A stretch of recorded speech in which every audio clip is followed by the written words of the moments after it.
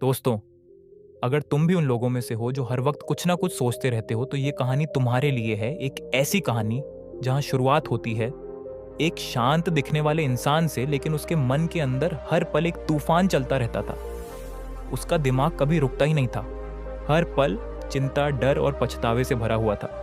और जब वह जिंदगी से हार मान चुका था, तभी उसकी मुलाकात हुई स्वयं गौतम बुद्ध से। बुद्ध ने उसे कोई लंबा उपदेश नहीं दिया, बस एक साधारण सी बात कही कही, लेकिन वह बात इतनी गहरी थी कि उस इंसान की पूरी जिंदगी पलट गई।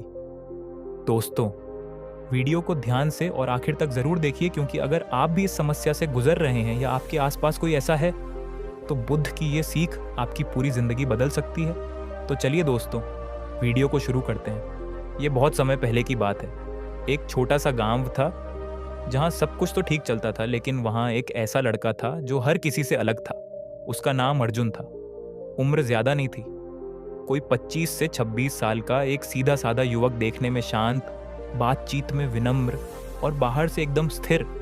लेकिन उसके भीतर हर वक्त एक ऐसी लड़ाई चल रही थी जो कोई देख नहीं सकता था। अर्जुन हर वक्त कुछ ना कुछ सोचता रहता। बीते लम्हों की गलती, आने वाले कल का डर और लोगों की बातें, हर बात उसके मन में घर बना लेती। कभी किसी ने जवाब नहीं दिया तो घंटों सोचता, मैंने क्या गलत कहा, और अगर कोई ज्यादा बात कर ले तो भी सोचता, इसका मतलब क्या है। सोचते सचते उसका मन थक चुका था। वो हर किसी से दूर भागने लगा था, क्योंकि सबसे बड़ी थकावट अब दुनिया से नहीं, खुद से थी। एक रात जब वो बिल्कुल टूट चुका था, वो चुपचाप उठकर गांव के पास के एक जंगल की ओर निकल पड़ा। वो बस चल रहा था बिना किसी मंजिल के। मन में एक ही सवाल था, क्या इस सोच से कभी मुक्ति मिलेगी। और तभी एक पीपल के पेड़ के नीचे उसकी नजर एक अजीब सी शांति पर पड़ी। वह पेड़ बहुत साधारण था, लेकिन उसके नीचे बैठा वो इंसान साधारण नहीं लग रहा था। उसके बदन पर बस एक गेरुआ वस्त्र था, हाथ गोद में टिके हुए, आंखें आधी बंद और चेहरे पर ऐसी शांति जैसे उसे इस दुनिया की कोई चिंता ही ना हो। अर्जुन वहीं रुक गया। कुछ था उस चेहरे में जो खींच रहा था, जैसे सालों से भटके हुए मन को किसी ने पहली बार थाम लिया हो। उसे नहीं पता था ये कौन है, लेकिन वह उनके पास गया और दूर बैठकर बस देखने लगा। कुछ समय तक वो दोनों खामोश रहे। सिर्फ हवा की सरसराहट थी और अर्जुन की टूटती हुई सांसें। तभी उस शांत व्यक्ति ने बिना आंखें खोले धीमे से कहा, तुम बहुत थके हुए लगते हो, मन से और जीवन से भी। अर्जुन चौंक गया। उसने तो कुछ बोला ही नहीं था। फिर उन्हें कैसे पता चला? उसके मन में जैसे भूचाल आ गया। आपको कैसे पता? अर्जुन ने पहली बार पूछा। बुद्ध ने तब आंखें खोली, धीरे से उसकी ओर देखा और मुस्कुरा दी। उनकी मुस्कान में दया नहीं थी, अफसोस नहीं था, बस एक अपनापन था। जिस बोझ को तुम उठाए फिरते हो वो तुम्हारा है ही नहीं, बुद्ध ने कहा, लेकिन तुम उसे सच मान बैठे हो। अर्जुन के होंठ सिले रह गए। वो समझ नहीं पाया क्या मतलब था इस बात का। अर्जुन को लगा जैसे किसी ने उसकी सबसे छुपी सोच पढ़ ली हो। जिन सवालों को वह सालों से छुपाता आ रहा था, उन्हें किसी ने बिना पूछे ही खोल दिया था। वो चुप रहा, पर उसका मन चिल्ला रहा था, क्या इन्हें सच में सब पता चल गया है? बुद्ध फिर बोले, मन जब चुप नहीं रहता तब जीवन भी शांति नहीं देता।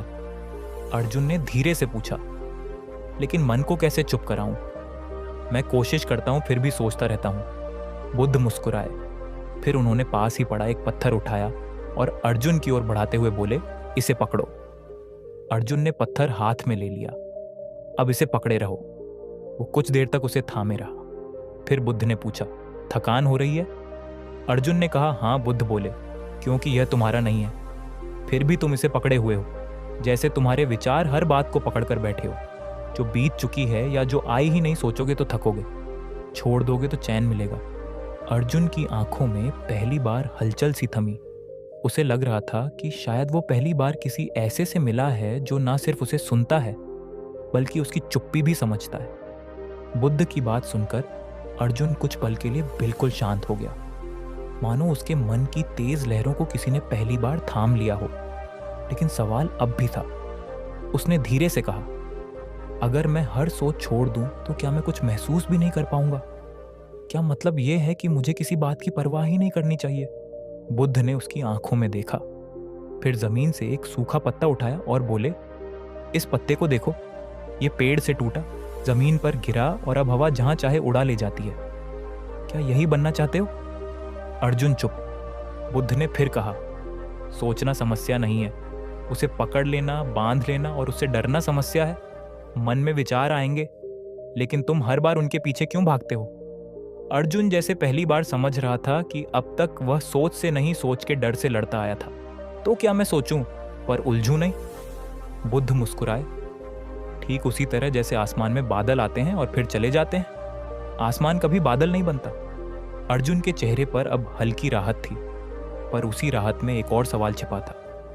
अगर सोच को देखना है, पकड़ना नहीं, तो अभ्यास कैसे करूं? अर्जुन का सवाल सुनकर बुद्ध ने आंखें बंद कर लीं, मानो वह जवाब नहीं, अनुभव देना चाहते थे। कुछ पल बाद उन्होंने कहा, कल सुबह सूरज उगने से पहले फिर आना अकेले। अर्जुन ने सिर हिलाया और लौट गया। अगली सुबह अंधेरे में ही वह उसी जगह पहुंचा।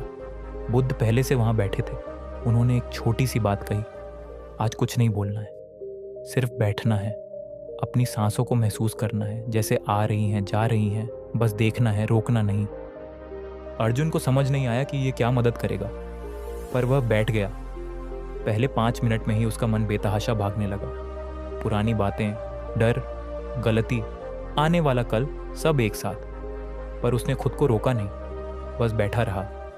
कुछ ही देर में उसे लगा जैसे उसके मन में उठने वाले तूफान धीरे धीरे शांत हो रहे हैं।